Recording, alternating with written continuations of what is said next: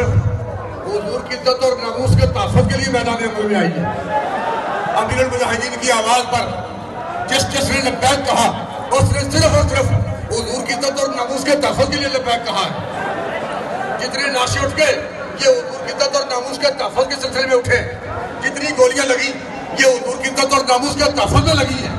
اگر ہم یہاں بیٹھے ہیں تو صرف اور صرف ہمارا رشتہ کلمے کے ساتھ ہے، ہم اس لیے یہاں بیٹھے ہیں۔